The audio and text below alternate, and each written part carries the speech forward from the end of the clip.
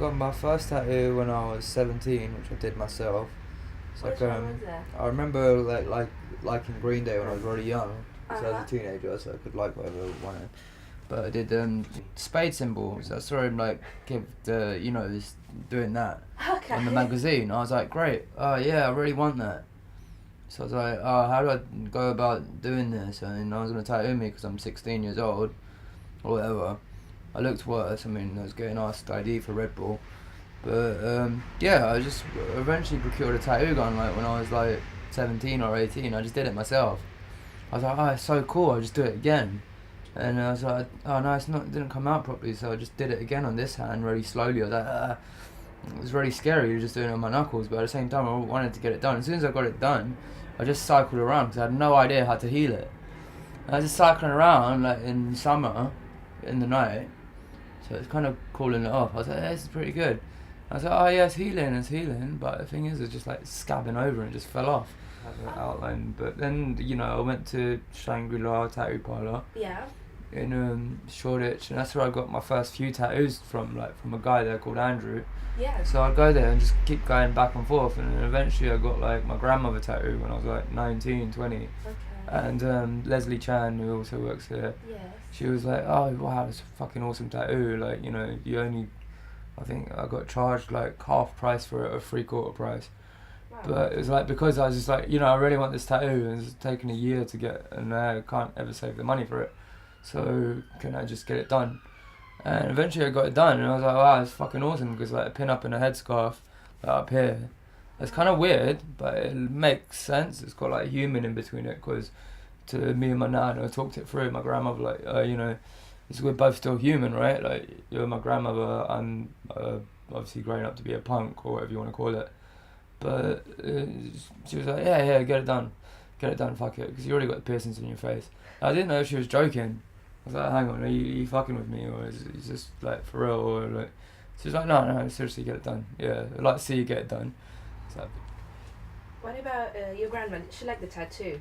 yeah, she did. Funnily enough, she found it a bit kind of she was apprehensive at first, Mm-hmm. but then she was like, okay, it's going to be on you for the rest of your life, because she knows that tattoos are something that you carry with you. Yes.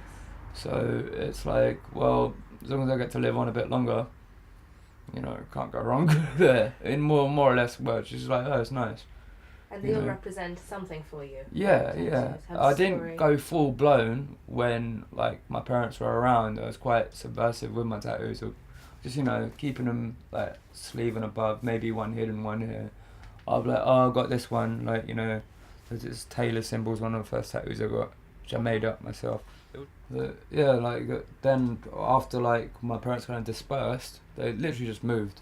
Like one day, just like, oh well, Jay's moved, so we're all gonna move, like, because he's like kind of, it's his time to move on, kind of thing, because he's blatantly is like he's doing his own thing. He's not gonna get an arranged marriage or some like mail order bride from Bangladesh. Yeah. He's about 12. He's not gonna do that. He's gonna think it's morally wrong.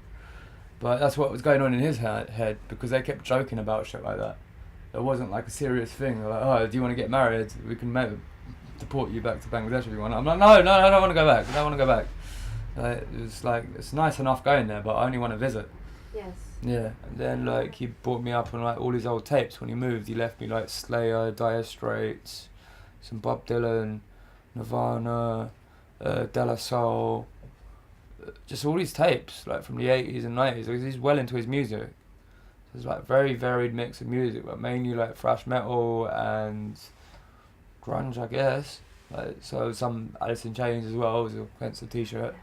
But I've had like most of my t-shirts and hoodies for ages, and I'm not going to stop wearing them because they just like show what kind of music I like. There's some hip hop shirts that I need to get, but I've got like a shirt for like a video game called Lost Planet, which I really like. It's like a big robot with miniguns and missiles attached. It's like a Gundam, but not a Gundam. It's more like a crane. So all your t-shirts are a statement as well? Yeah, more or less. Because I think most t-shirts are, Yeah. as far as I'm concerned. Like t-shirts have been going for years and they've always been stating something or another. So that's why people wear t-shirts. I thought, why not? To Like, show off something. yeah, this is like artwork that I like. So here's a piece of artwork that I like. It's on a t-shirt or a hoodie. Do you get inspired by movies in your drawings? Yeah, all the time. A lot. Yeah, all the time. Like I get inspired by like culture, like politics, and well, not so much politics, but more like out of like alchemy, something a bit more archaic and a bit more kind of leave you feeling like you've been on a quest or something. This one is a time drawing. Yeah, I try to. I go for bouts, like it dips with my like bipolar, because if I don't feel like drawing, I won't draw. But whereas if I feel like doing something, I'll like, oh, I've got spare time, I know I'll draw.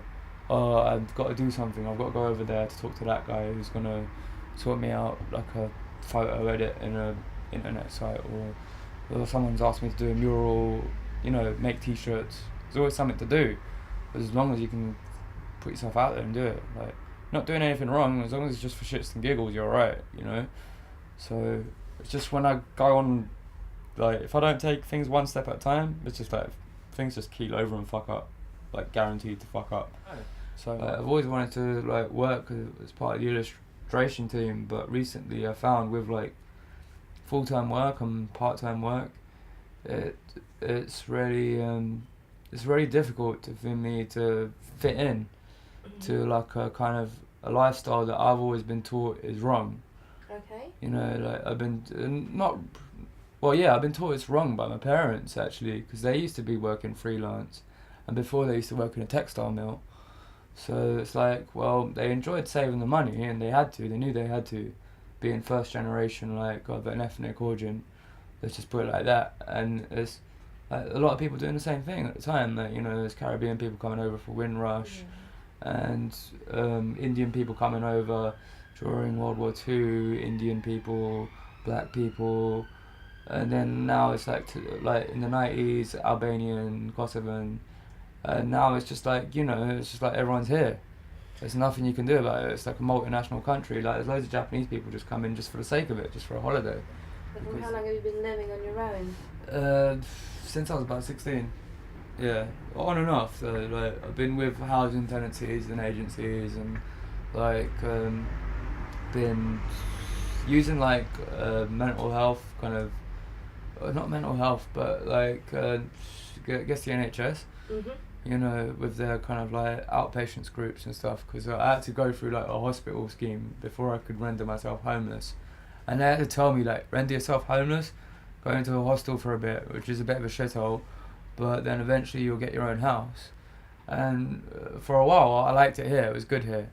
Then it's like, no, I don't like it here, like there's problems with this house, and I'm like, but then it's like, actually shit, if I just make it a house then it's alright, it's not so bad anymore. So it's just kind of like, I think with bipolar things just keep dipping, and like it's bipolar, polar regions of your emotions. So you just go from like, hey, I'm really great, and then no, not so good, and then like really shit, and then not so good, and then good again. It happens to everyone, like